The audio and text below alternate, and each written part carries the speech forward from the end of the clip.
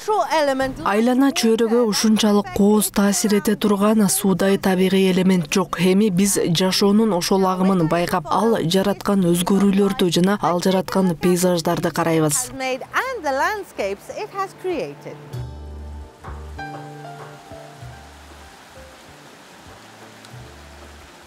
Марттын башында Ирандын чыгышындагы түштүк Харасан провинциясында Эзмизган айылында Табас шаарынан 40 чакырым чыгыш тарапта бул суунун ритмин башкарган өлкө. Анда кылымдар бою айыл чарбасы жерди жана анын жашоочуларынын маданиятын өзгөрткөн. Бирок Эзмизган адамдар менен жаратылыш дайыма жанаша гармонияда жашаган жер.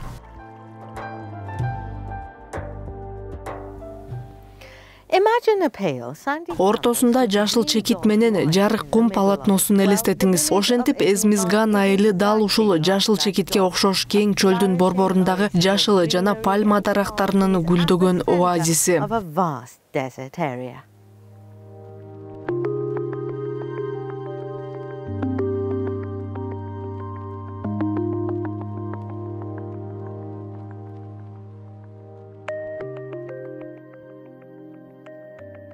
Эзмизган айылы туристтер арасында белгилүү. Анткени ал Иранда жапайы курма дарактарынын жанында бай күрүч талааларын көрө турган сейрек жерлердин бири. Тоолор, түбөлүк аккан дарыялар менен түздүктөргө жол берген бул айыл Табастын туристтик бейиши деп аталып калган.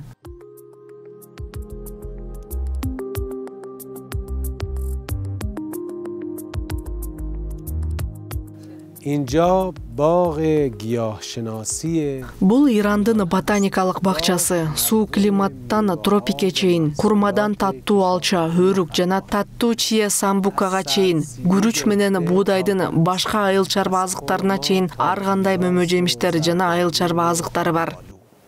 از برنج، گندم و سایر محصولات کشاورزی.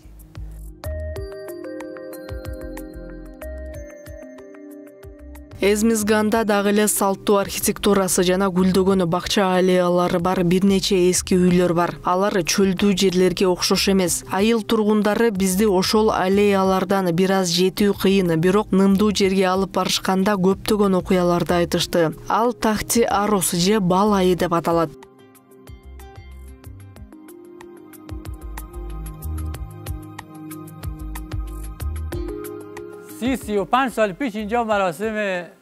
Otuz 35 жыл мурун ушул жерде тойлор өткөрүлгөн. Бул жерге жергиликтүү тургундар жана башкалар коноктор келишкен. Келин да ушул асканын ортосунда, күйөө баланын жанындагы колуктунун отургучунда отурчу.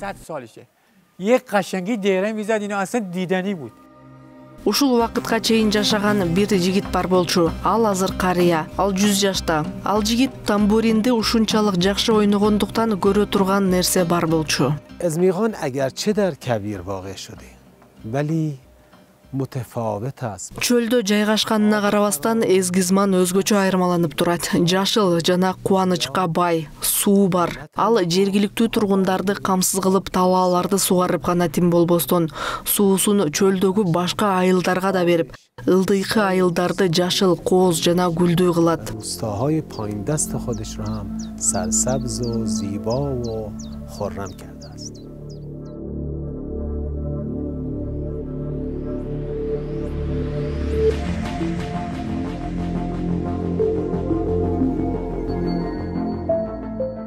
Биз кызыгуубузду арттырган жана айылдын ылдый жагына жана сыртына миңдеген жылдар бою суу ташкынынан жана табигый эрозиядан пайда болгон каньонго алып келген кызыктай окуялар жөнүндө шыбырке уктук. Калиджаниде же Жин өрөөнүндө бир нече каптал бутактары менен узундугу 9 километрде түзгөн негизги агым бар.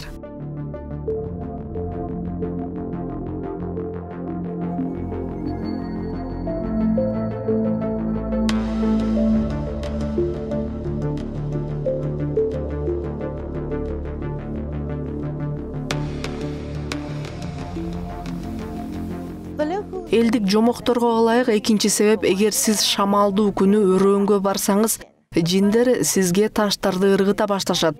Шагылдардын сизге тийишинин чыныгы себеби шамалдын күчү, ал каньондун дубалдарынын жумшак конгломерат текстурасын оңой эле бузуп салышы мүмкүн. Үчүнчү себеп жана баарынан кызыктуусу тарыхый далилдерден келип чыккан.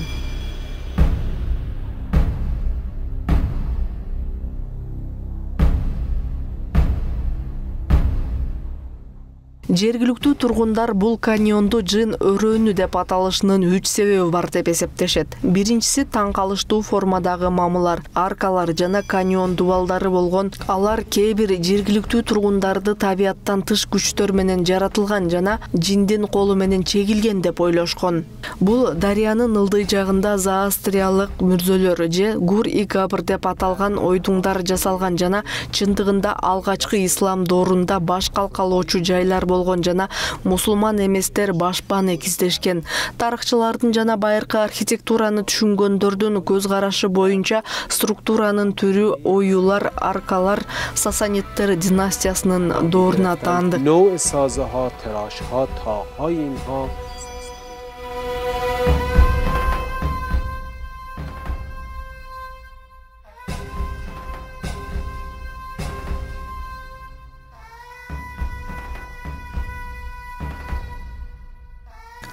Айрым тарыхчылар Кали-Джени же жин өрөөнү деген аталышты тандап алышкан жана жергиликтүү тургундар Кали-Джени табышмактуу жер деп эсептешкендиктен ага буга чейин татыктуу көңүл бурулган эмес.